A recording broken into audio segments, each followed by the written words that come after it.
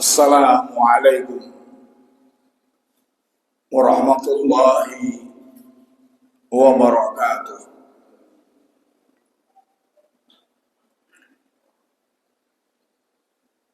Innal hamdalillah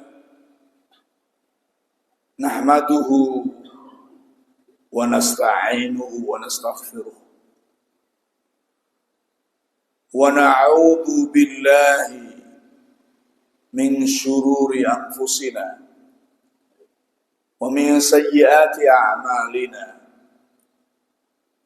May yahdihillahu fala mudilla lahu wa may yudlil fala hadiya lahu. Asyhadu an la ilaha illallah wahdahu la syarika lahu wa asyhadu anna Muhammadan abduhu wa rasuluh. Allahumma salli ala Muhammadin wa ala alihi wa ashabihi ajma'in. Amma ba'd.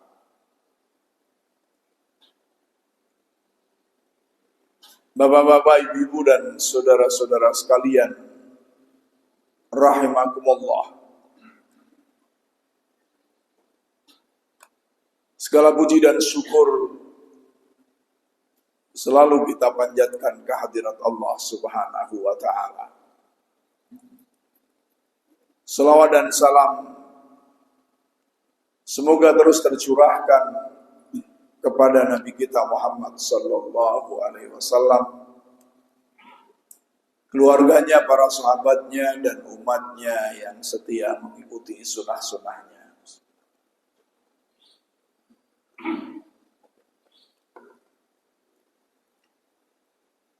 Bapak-bapak, ibu-ibu, dan saudara-saudara sekalian, rahimakumullah. Ayat kursi merupakan salah satu ayat yang sering kita baca dan juga kita hafalkan. Mungkin sebagian besar dari kaum muslimin, khususnya yang biasa beribadah, sudah hafal ayat kursi ini. Dan juga sudah mengerti tentang kemanfaatannya. Maka pada pagi ini kita bahas keutamaan membaca dan mentadaburi ayat kursi, agar kita tahu maknanya, juga tentang keutamaannya berdasarkan Al-Quran dan hadis Rasulullah SAW. Ada satu hadis dari Ubay bin Ka'ab radhiyallahu anhu. Beliau berkata, Rasulullah sallallahu alaihi wasallam bersabda kepadaku, "Ya Abal Mundhir, atadri ayya ayatin min kitabillah ma'aka a'zam?" Qala, qultu Allahu la ilaha illa huwal hayyul qayyum. Qala, fadaraba fi sadri wa qala, wallahi la yanhaka al-ilma Abal Mundhir. Wahai Abu Mundhir. Abu Mundhir ini kunyah untuk Ubay bin Ka'ab. Apakah kamu mengetahui ayat apakah yang paling agung dalam Al-Quran yang ada padamu? Maksudnya yang kamu hafal.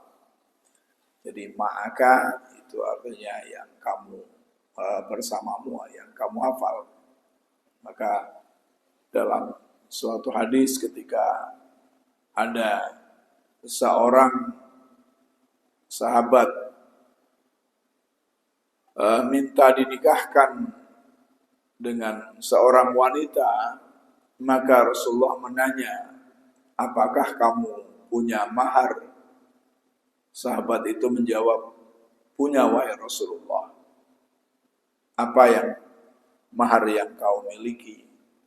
Maka sahabat itu mengatakan, pakaian ini, ya, pakaian yang dipakai. Maka Rasulullah terus mengatakan, kalau mahar itu pakaian yang kamu pakai, maka kamu tidak punya pakaian, karena pakaianmu hanya satu. Ya. Coba cari yang lain. Maka orang itu atau sahabat itu mengatakan, tidak ada wahai Rasulullah kecuali pakaian ini.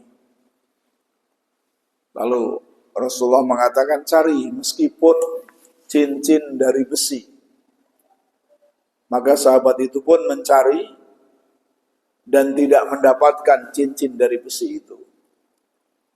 Lalu dia pun datang kepada Rasulullah dan mengatakan, walau khatamun min hadid, meskipun cincin dari besi wahai Rasulullah, saya tidak menemukan. Maka Rasulullah terus menanya lagi, hal ma'aka minal Qur'an, apakah ada surah dalam Al-Quran yang kamu hafal? Hal ma'aka minal Qur'an artinya, apakah padamu ada Al-Quran? Maksudnya, apakah kamu hafal surah-surah dalam Al-Quran? Maka sahabat itu mengatakan, hafal wahai Rasulullah surah ini dan surah itu. Maka Rasulullah terus mengatakan, iya, saya nikahkan kamu dengan mahar dari hafalan Al-Quran itu. Jadi di sini hal ma'aka itu artinya, kalau dikaitkan dengan Al-Quran, hal ma'aka Al-Quran, apakah kamu punya hafalan Al-Quran? Nah di sini Rasulullah bertanya, surah apa yang kamu hafal yang paling agung menurutmu? Maka aku berkata, yakni Abul Mungdir berkata, ayat Al-Kursi, yakni Allah tidak ada sembahan yang benar kecuali Dia yang maha hidup lagi berdiri sendiri dan menegakkan makhluknya, yakni dari awal sampai akhir, yakni pada Al-Baqarah 255. Maka Rasulullah SAW menepuk dadaku, kata Abu Mungdir ini, dan bersabda, demi Allah, ilmu akan menjadi kesenangan bagimu, wahai Abdul Mungdir, wahai Abul Mungdir. Hadis riwayat Muslim. Dari hadis ini bisa diambil beberapa pelajaran dan hikmah yang sangat penting. Di antaranya adalah keagungan dan keutamaan ayat kursi. Intisari utama dari hadis ini adalah penegasan bahwa ayat kursi surah Al-Baqarah ayat 255 adalah ayat yang paling agung di dalam Al-Quran. Keagungannya terletak pada kandungan yang luar biasa, di mana ayat ini secara ringkas dan padat menjelaskan tentang keesaan, yakni tauhid, kehidupan, kekuasaan, ilmu, dan kebesaran Allah Subhanahu wa Ta'ala yang tiada tandingannya. Jadi isinya sangat luas. Yang kedua, hadis tadi mengandung contoh metode pengajaran Rasulullah Sallallahu Alaihi Wasallam yang dialogis, yakni di dalam mengajar, mendidik, menyampaikan sesuatu itu bisa dengan metode dialogis tanya jawab. Dan itu banyak sekali dalam hadis Rasulullah Sallallahu Alaihi Wasallam. Misalnya ketika Rasulullah akan mengajarkan ghibah itu apa, maka Rasulullah mulai dengan bertanya, atadruna mal ghibah? Tahukah kalian apa ghibah itu? Maka para sahabat menjawab, Allah wa Rasuluhu a'lam. Allah dan Rasulnya yang lebih tahu. Maka lalu Rasulullah menjelaskan, dzikruka ahaka bima yakrahu. Yani kamu menceritakan hal yang berkait dengan temanmu, saudaramu, yang menjadikan dia jengkel kalau mendengarnya. Maka sahabat pun terus bertanya, ya Rasulullah, kalau memang di dalam diri yang saya ceritakan itu betul-betul terjadi, bagaimana? Maka kata Rasulullah adalah, kalau betul-betul terjadi, itulah yang namanya ghibah. Itulah yang ghibah. Kalau tidak terjadi, maka berarti kamu telah memfitnah. Lalu bagaimana kaitannya di dalam hal bermasyarakat ketika orang itu menceritakan, melaporkan kesalahan orang lain, apakah boleh? Maka jawabannya boleh. Karena itu demi kebaikan. Bahkan kalau itu dalam kaitannya dengan bernegara, demi kebaikan negara. Dan itu berdasarkan hadis Rasulullah. Rasulullah menyatakan, Ungsurul zalima wal madlum. Tolonglah orang yang zalim dan orang yang terzalimi.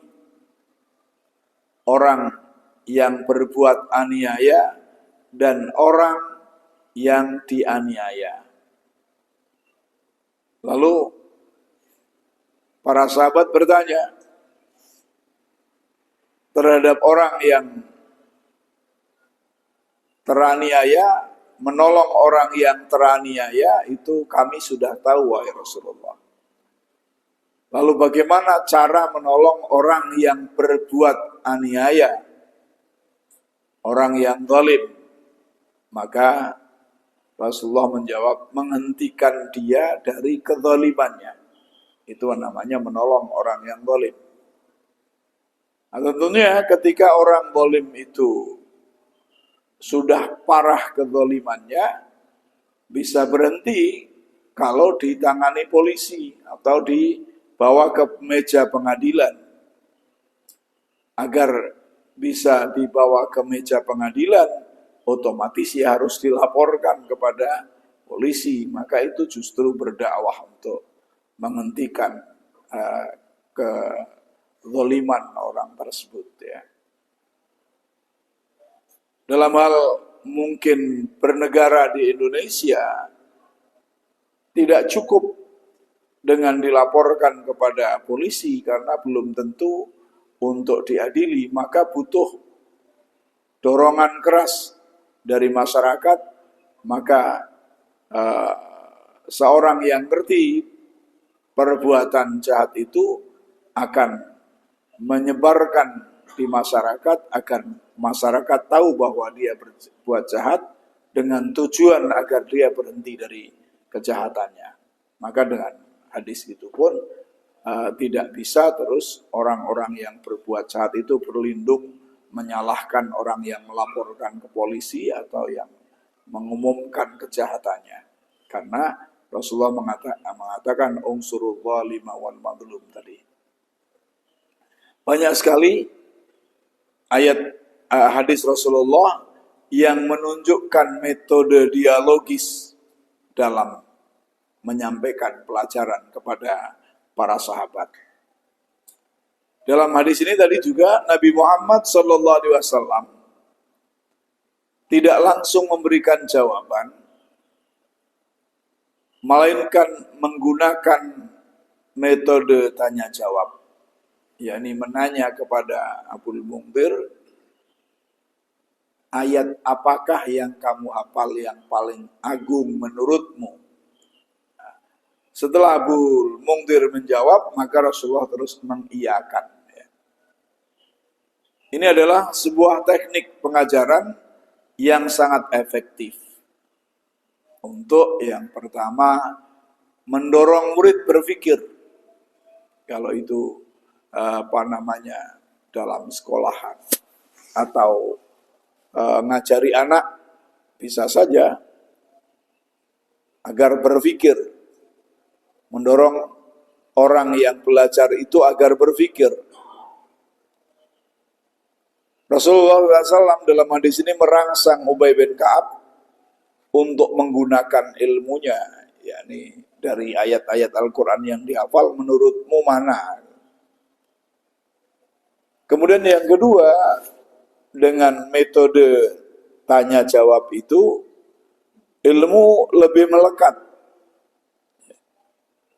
Jawaban yang ditemukan melalui proses berpikir akan lebih diingat daripada hanya diterima secara pasif. Misalnya pengajian itu dengan metode tanya jawab akan lebih masuk dalam otak, lebih lama bertahan daripada yang ngaji pasif. Karena dia ikut berpikir. Kemudian juga mengetahui tingkat pemahaman sahabat.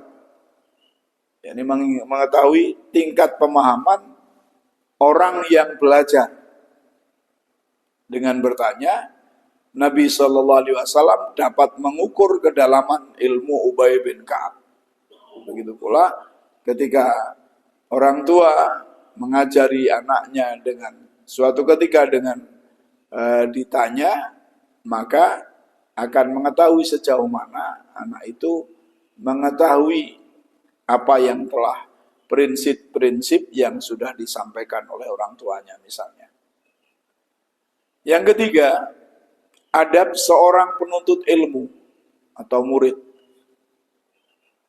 Ketika ditanya pertama kali, Ubay bin Ka'ab menjawab Allah dan Rasulnya lebih mengetahui. Jadi tidak langsung. Ini adalah cerminan adab yang tinggi. Ia menunjukkan kerendahan hati dan mengembalikan ilmu kepada sumbernya, yakni Allah dan Rasulnya, meskipun ia sudah memiliki jawaban dalam benaknya. Ini adalah mengajarkan kita untuk tidak tergesa-gesa menjawab dan selalu bersikap tawadhu di dalam masyarakat. Yang keempat, pentingnya berijtihad dengan ilmu. Berusaha dengan ilmu. Setelah didorong untuk kedua kalinya, setelah ditanya dua kali, Ubay bin Ka'ab memberanikan diri untuk menjawab berdasarkan ilmu dan pemahaman yang terhadap Al-Quran. Jawabannya yang menunjukkan keadaan ilmunya. Ini adalah sebuah anjuran untuk menggunakan akal dan ilmu yang dimiliki untuk memahami agama, sehingga tidak taklid, tidak mengikuti tanpa ilmu, lalu pokoknya saja enggak, tapi harus berpikir. Yang kelima, apresiasi dan pujian atau pujian seorang guru terhadap muridnya. Misalnya orang tua ngajari anaknya, perlu ada pujian, ada apresiasi ketika anak itu baik, benar, itu bisa dikatakan hebat kamu. Itu namanya juga pujian. Wah, hebat anak eh, siapa itu, atau dengan kalimat-kalimat yang lainnya, bisa juga diberi hadiah. Rasulullah SAW sangat gembira dengan jawaban Ubay. Beliau menepuk dada Ubay sebagai tanda kasih sayang dan kebanggaan. Itu sudah termasuk apresiasi, itu sudah termasuk pujian. Ya, ketika orang itu, anak itu ditepuk dadanya, hebat kamu misalnya. Tepuk dadanya sambil didoakan misalnya, semoga Allah selalu membimbing kamu. Itu sudah termasuk pujian. Nah, maka di sini Rasulullah lalu mendoakan dengan kalimat, semoga engkau berbahagia dengan ilmumu. Berdoa.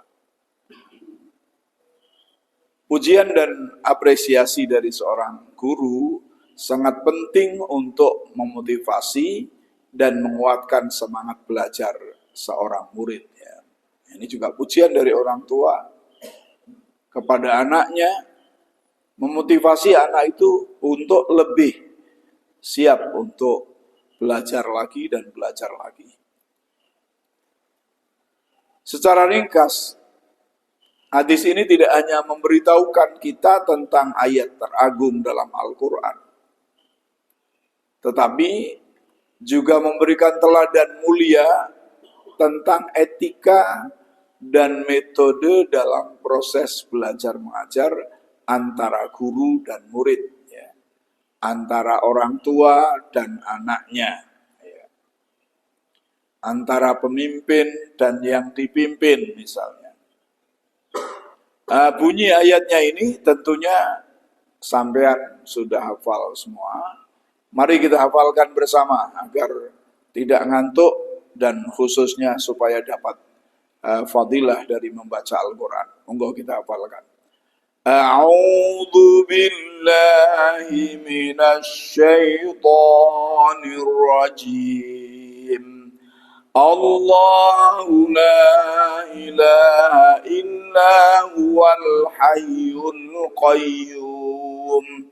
La ta'khudhuhu sinatun wa la nawm. Lahu ma fis samawati wa ma fil ard.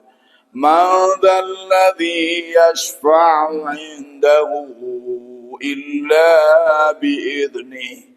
Ya'lamu ma baina aydihim wa ma khalfahum.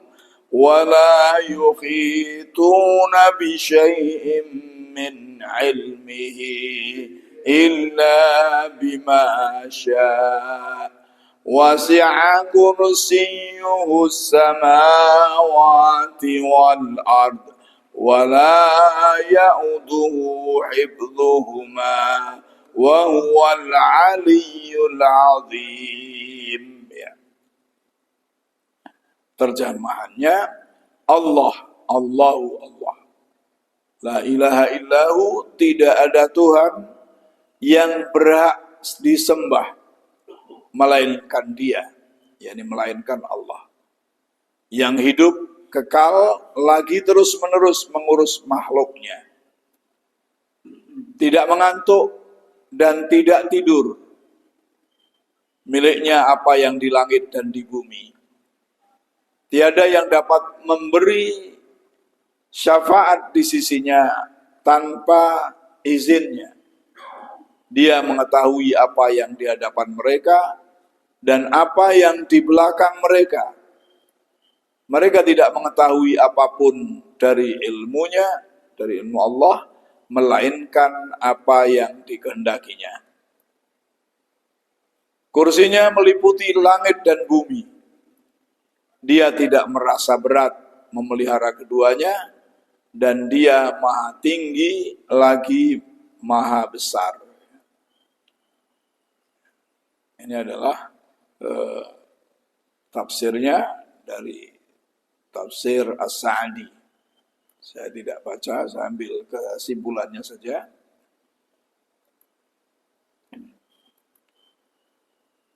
Nah, pelajaran yang ada dalam ayat kursi ini diantaranya yang pertama adalah tauhid uluhiyah dan tauhid rububiyah. Kenapa agung? Karena yang dicakupnya. Ada tauhid uluhiyah dan tauhid rububiyah. Tauhid uluhiyah atau tauhid uluhiyah artinya adalah mengakui bahwa Allah satu-satunya Tuhan yang berhak disembah.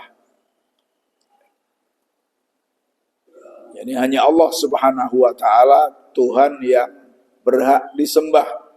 Maka asyhadu an la ilaha illallah wa asyhadu anna Muhammadan Rasulullah. Kemudian tauhid rububiyah adalah mengakui hanya Allah lah yang hidup, yang kekal, yang menciptakan, yang mengurus seluruh makhluk tanpa berhenti. Jadi menyatakan bahwa Allah lah satu-satunya pencipta alam semesta ini dan yang memelihara alam semesta ini. Itu tauhid uluhiyah dan tauhid rububiyah. Tauhid rububiyah ini mengakui Allah satu-satunya yang patut disembah, Allah satu-satunya yang mencipta, yang memberi, yang memelihara. Maka akhirnya menjadi tauhid uluhiyah, beribadah hanya untuk Allah, meminta hanya kepada Allah Subhanahu wa taala, takut hanya kepada Allah Subhanahu wa taala, berhukum hanya kepada Allah Subhanahu wa taala. Yang kedua, kesempurnaan sifat Allah. Allah tidak mengantuk dan tidak tidur, menandakan kesempurnaan penjagaannya terhadap alam semesta ini. Kalau ada ngantuk, berarti ada yang di situ tidak menjaga. Seperti kita, ketika kita tidur otomatis kita tidak menjaga apa-apa. Harta kita tidak kita jaga, ilmu kita juga tidak kita jaga, anak kita juga tidak kita jaga. Karena ketika kita tidur, hilang semuanya. Ya. Allah tidak ngantuk dan tidak tidur. Kemudian segala sesuatu yang di langit dan di bumi adalah milik Allah Subhanahu wa taala. Kita itu hanya dipinjami untuk memakainya, diberi untuk memakainya, tapi hakikatnya milik adalah Allah. Allah berhak mengambil kapan saja apa yang kita miliki itu, berhak menambah kapan saja apa yang kita miliki itu. Maka harusnya menjadikan kita selalu bersyukur kepada Allah Subhanahu wa taala. Dan di dalam ayat Al-Kursi ini ada sekian banyak asma Allah yang tidak terdapat atau tidak terdapat sebanyak itu di ayat-ayat yang lain. Ya. Paling banyak ada di dalam ayat Kursi, satu ayat itu. Yang ketiga, kedaulatan Allah mutlak. Ya. Allah tidak ada yang bisa memberikan syafaat kecuali dengan izin Allah. La yashfa'u indahu illa bi'idznih. Jadi orang diberi syafaat, diberi izin untuk diizinkan untuk memberikan syafaat. Rasulullah diizinkan untuk memberikan syafaat. Orang yang mempelajari Al-Quran diberi izin memberikan syafaat kepada keluarganya. Orang yang mati syahid diberi izin untuk memberikan syafaat kepada keluarganya. Akan tetapi izin-izin memberikan syafaat pertolongan di hari kiamat nanti tadi tidak berlaku kecuali dengan seizin Allah Subhanahu wa taala. Ya. May yashfa'u indahu illa bi'idznih tadi. Lah izin Allah Subhanahu wa taala memberikan syafaat itu tidak hanya sekedar tergantung pada yang memberi izin, akan tetapi juga tergantung pada asy-syafi'. Tidak hanya syafi', tapi juga kepada al-masyfu'. Ya, izin tadi didasarkan pada yang memberikan syafaat dan pada yang diberi syafaat. Artinya bahwa bisa jadi yang memberi syafaat sudah diizinkan oleh Allah. Nabi misalnya.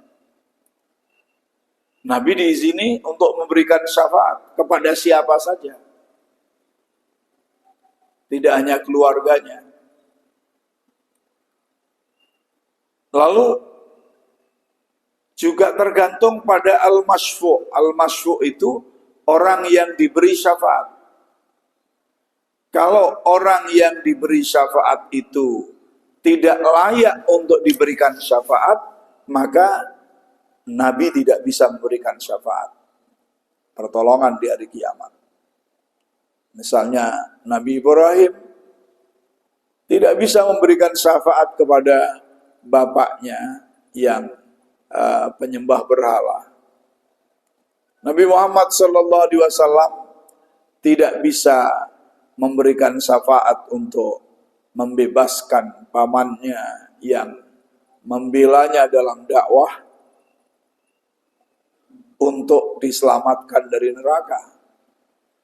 Karena pamannya belum masuk Islam. Maka tidak hanya sekedar dari asy-syafi', tapi juga dari al-masyfu', orang yang memberikannya, orang yang diberi. Maka jangan sampai mau dibohongi orang, ngaji ning nggon si A, ning nggon si B, engko menoleh syafaat dari si A, si B misalnya. Nang yaumul qiyamah. Tidak hanya tergantung pada si A-nya pemberi syafaat, tapi orang yang akan diberi syafaat juga dilihat oleh Allah Subhanahu wa taala. Kalau dia mati dalam keadaan musyrik, dalam keadaan kafir, maka tidak akan sampai syafaat dari siapapun. Manusia dan makhluk lain terbatas pengetahuannya. Sementara ilmu Allah meliputi segala sesuatu. Maka di situ di ayat kursi juga disebutkan ya, bahwa ilmunya manusia itu kecil, sedangkan ilmunya Allah meliputi seluruh langit dan bumi.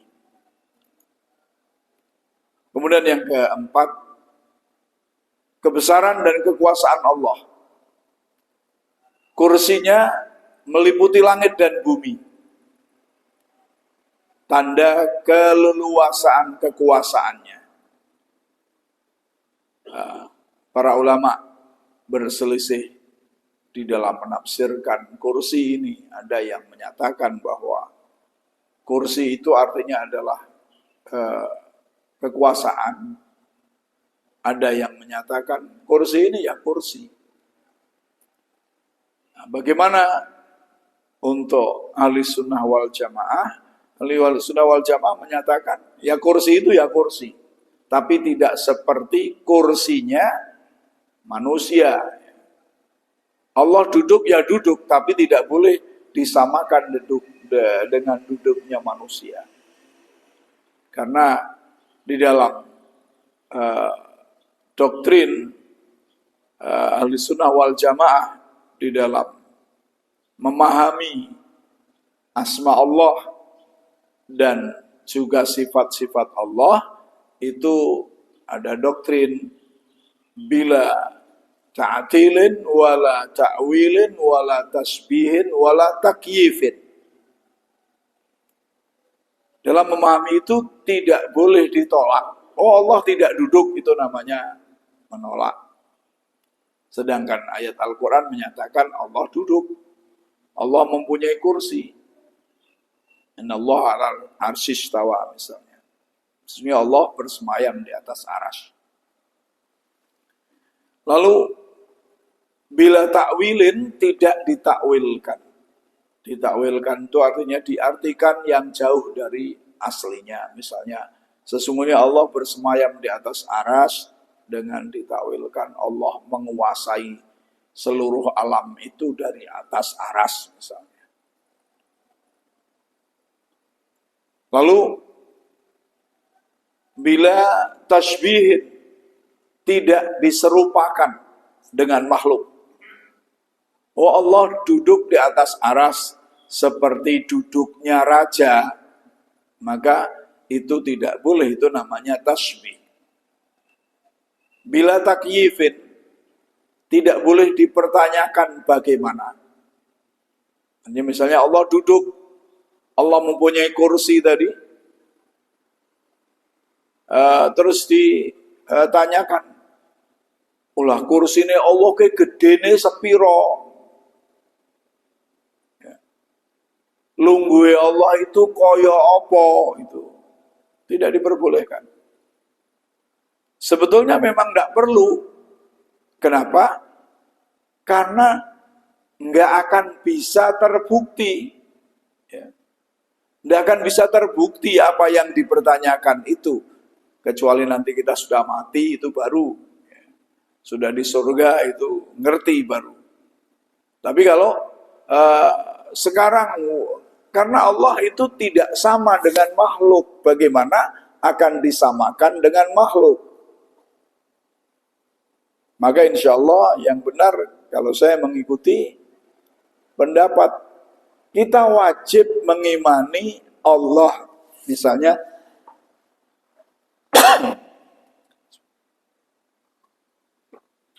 kita wajib mengimani Allah itu punya kursi. Wasi'a kursiyus samawati wal ardh. Ya. Kita wajib mengimani. Kita wajib mengimani Allah bersemayam di atas arsy. Akan tetapi kita tidak wajib memikirkan bagaimana kursi Allah dari benjalin atau dari emas. Ya. Bagaimana besarnya kursi Allah misalnya. Itu tidak wajib. Bagaimana cara Allah bersemayam di atas arsy, itu kita tidak wajib. Tapi kita wajib mempercayai Allah bersemayam di atas arsy. Karena itu, tadi 4 prinsip itulah yang digunakan dalam memahami sifat Allah dan asma Allah. Dan sebetulnya berpikir detail dengan zat Allah itu memang tidak akan ketemu. Karena Allah tidak bisa disamakan dengan makhluk. Ya. Dan itu sudah dijelaskan oleh Allah Subhanahu wa ta'ala bahwa Allah berbeda dengan makhluk. Karena itu dikatakan tafakkaru fil khalqi wala tafakkaru fil khaliq. Berfikirlah kamu tentang makhluk Allah dan jangan kamu berpikir tentang zat Allah. Zat Allah itu tadi substansi daripada Allah Subhanahu wa ta'ala. Misalnya bersemayam, gak usah dipikirkan bersemayamnya kayak apa. Allah mempunyai kursi, dalam ayat kursi ini gak usah dipikirkan kursi Allah itu kayak apa. Yang penting kita percaya Allah punya kursi. Titik. Lalu untuk mengetahui hebatnya, lihat makhluknya. Lihat makhluk Allah Subhanahu wa ta'ala. Kemudian yang kelima, pengakuan atas kemuliaan Allah Subhanahu wa ta'ala. Allah disebut Al-Ali, yang maha tinggi, Al-Azim, yang maha besar. mengajarkan kita untuk selalu tunduk, rendah hati, dan mengagungkan Allah Subhanahu wa Ta'ala. Maka secara singkatnya ayat kursi itu menanamkan dalam hati kita tauhid yang murni. Hanya Allah yang disembah. Hanya Allah yang mencipta dan memelihara alam semesta ini. Lalu menanamkan tawakal kepada Allah yang penuh. Karena Allah selalu menjaga kita. Maka jangan khawatir atas hal-hal yang akan menimpa. Karena Allah selalu menjaga kita. Harusnya kita berusaha dan berserah diri kepada Allah Subhanahu wa Ta'ala. Itulah yang disebut dengan tawakal penuh. Kemudian ketundukan total kepada Allah. Kenapa? Karena Allah Maha Tinggi dan Maha Besar. Allah yang memberikan segala sesuatu. Allah mempunyai kekuasaan mutlak untuk melakukan sesuatu. Dan keyakinan yang kokoh bahwa Allah berkuasa atas segala sesuatu. Mestinya ketika kita menghafal ayat Al-Kursi, kemudian juga membacanya, hendaklah tertanam dalam diri kita empat hal ini. Jangan membaca ayat kursi tapi terus percaya kepada setan yang memberikan rizki, percaya kepada manusia yang memberikan rizki misalnya. Akhirnya keyakinannya goyah dan tidak meminta kepada Allah, tidak bersandar pada Allah, tapi bersandar pada makhluk. Na'udzubillah.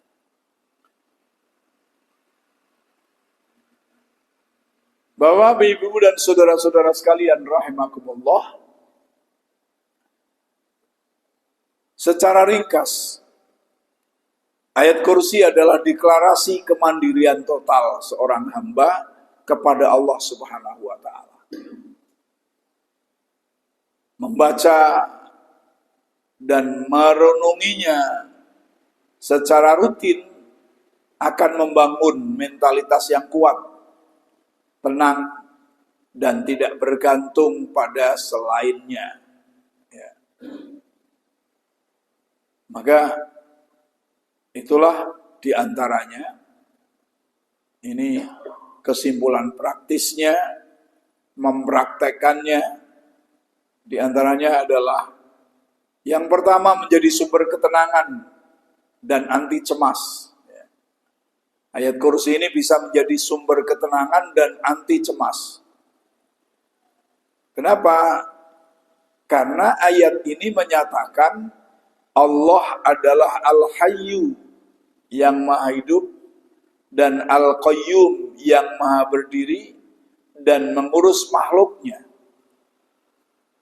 Dia tidak pernah tidur dan tidak pernah lelah.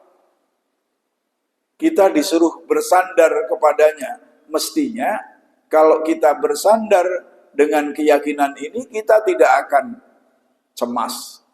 Kita akan menjadi tenang karena ada pelindung yang maha kuasa yang tidak pernah ngantuk dan tidak pernah tidur dalam segala hal.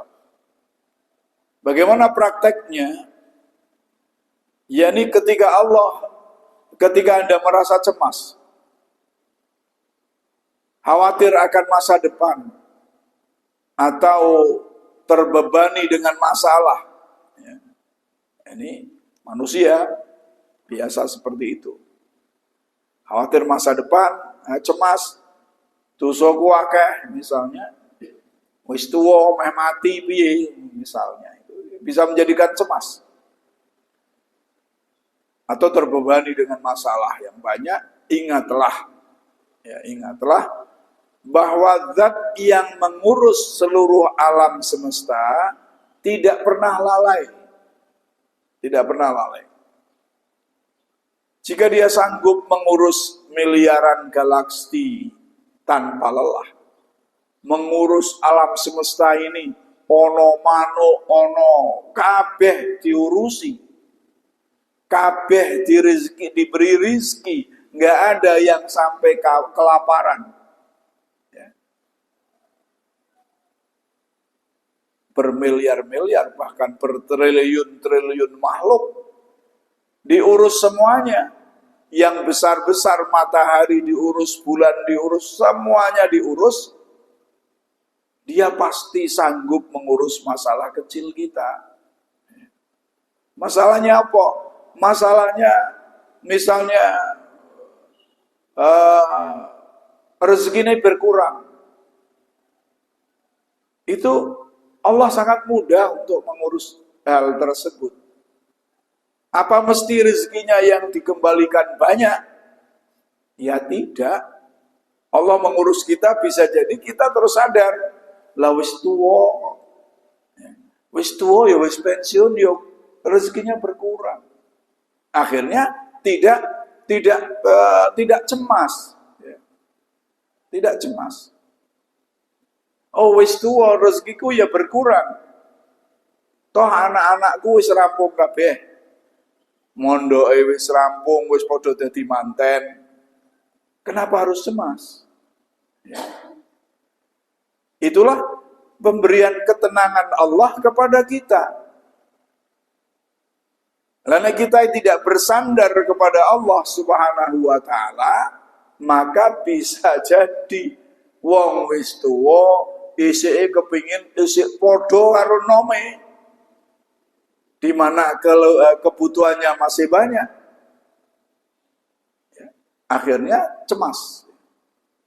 Jadi kembali ketika membaca diingat, ya, jika Allah sanggup mengurus miliaran galaksi tanpa lelah, Dia pasti sanggup mengurus masalah kecil kita. Ini menumbuhkan rasa tawakal, berserah diri, dan menenangkan jiwa dari berbagai masalah tadi.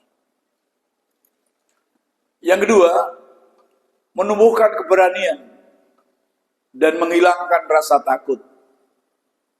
Ayat Kursi menyatakan, miliknya lah segala yang ada di langit dan di bumi. Tidak ada yang memberikan syafaat, pertolongan tanpa izinnya. Maka secara prakteknya ini mengajarkan bahwa semua kekuasaan, semua pengaruh dan kekuatan di dunia ini pada hakikatnya milik Allah. Maka akhirnya timbul rasa aman, rasa tentram, percaya diri. Jangan takut pada atasan, jangan takut pada atasan.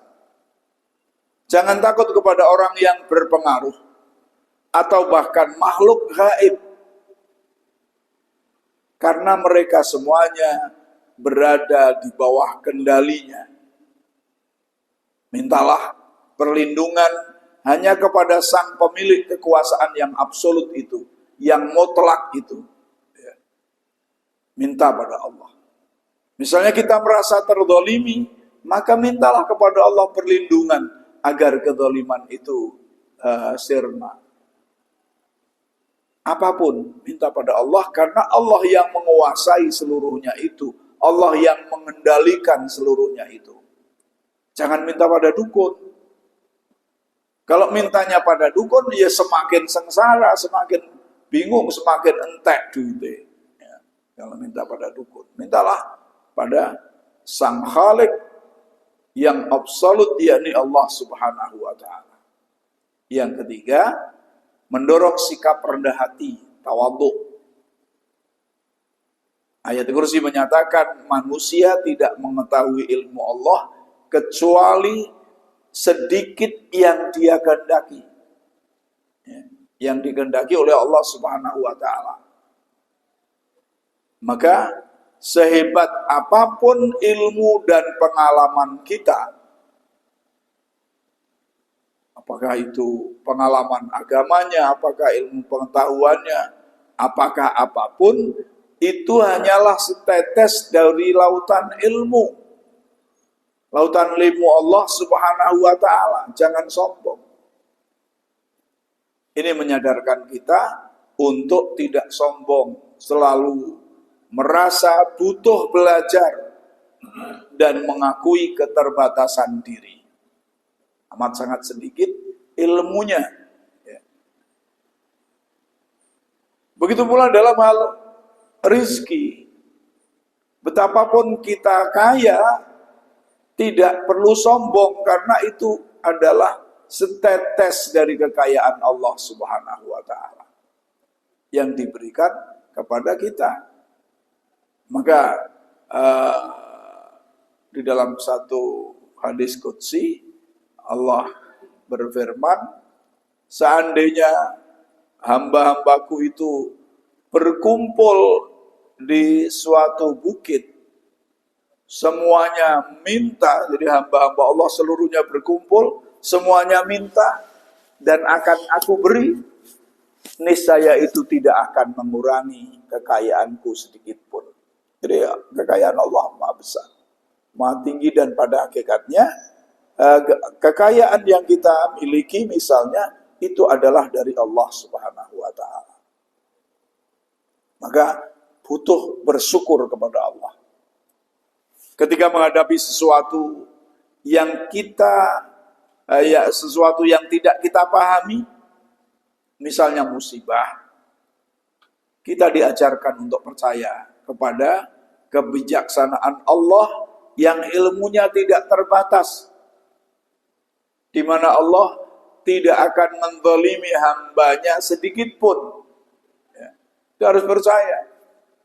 Musibah rasanya memberatkan kita, tapi Allah tidak akan menzalimi kita. Kita akan percaya kepada diri kita.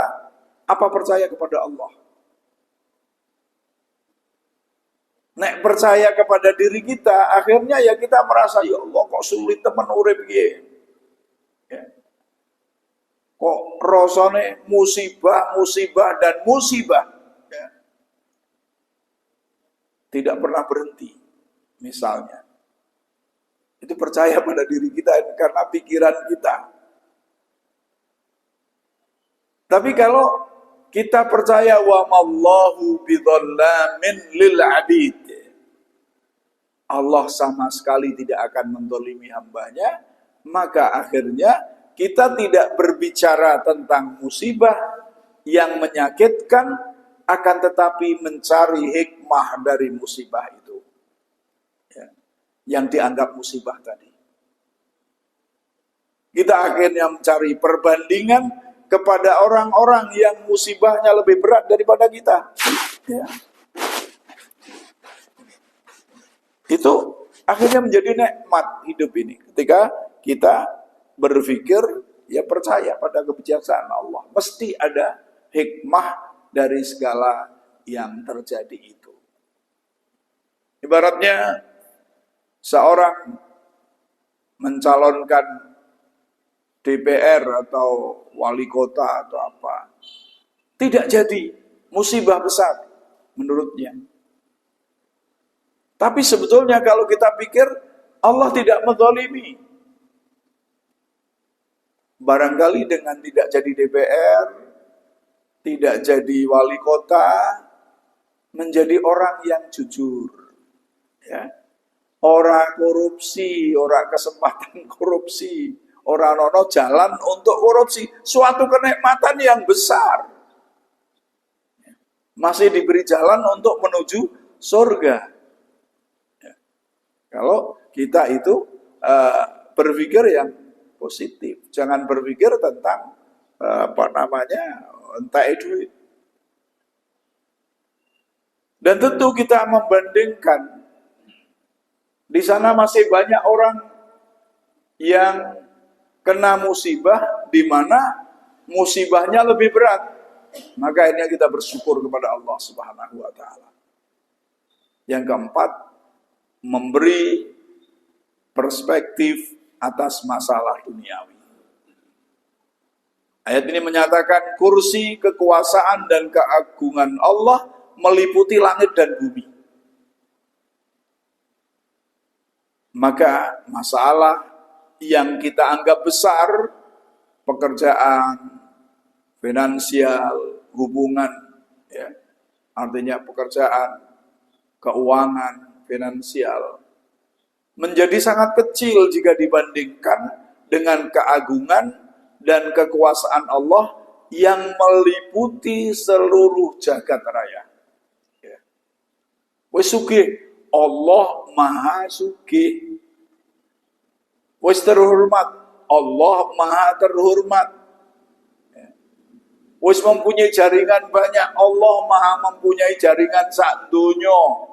Ya. Apa yang harus disombongkan? Ya. Tidak ada yang harus disombongkan. Ya. Ketika kita membahas ayat kursi ini. Karena kekuasaan Allah meliputi seluruh jagat raya. Ayat ini adalah pengatur ulang perspektif yang efektif untuk tidak terlalu membesarkan masalah dunia. Pandangan untuk tidak terlalu membesar-besarkan masalah dunia. Ya. Yang kelima, menjadi benteng perlindungan diri.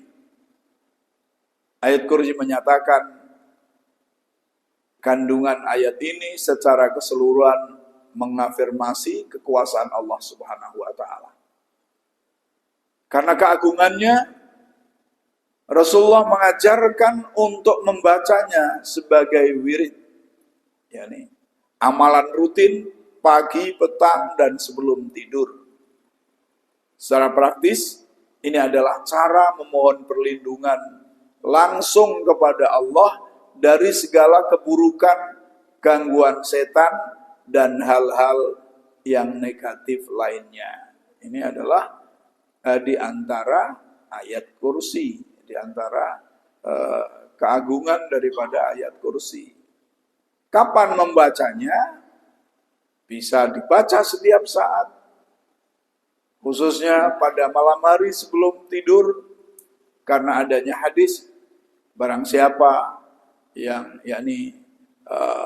membaca ayat kursi, maka setan tidak akan mendekati di malam itu. Pada pagi hari, agar siangnya setan juga tidak mendekati kita. Ya. Sebelum tidur, itu adalah yang diajarkan oleh Rasulullah Sallallahu Alaihi Wasallam. Maksudnya, al-ayatani man min akhiri suratil Baqarah wa man qara'ahuma. Ini tentang akhir daripada surah Al-Baqarah. Jadi itu adalah tentang ayat kursi tadi, bisa dibaca sebelum tidur, bisa dibaca di pagi hari, bisa dibaca di petang hari, bisa dibaca selesai sholat. Itu ada semua hadisnya dari Rasulullah Sallallahu Alaihi Wasallam. Yang terpenting bukan membacanya saja, tapi renungan pentadaburan makna, lalu diyakini akidah yang terdapat dalam ayat kursi itu. Bapak-bapak, ibu-ibu, dan saudara-saudara sekalian rahimakumullah, sampai di sini yang saya sampaikan mudah-mudahan dapat bermanfaat. Kita tutup dengan doa kafaratul majlis. Subhanakallahumma wa bihamdika asyhadu an la ilaha illa anta astaghfiruka wa atubu ilaik. Wassalamualaikum warahmatullahi wabarakatuh.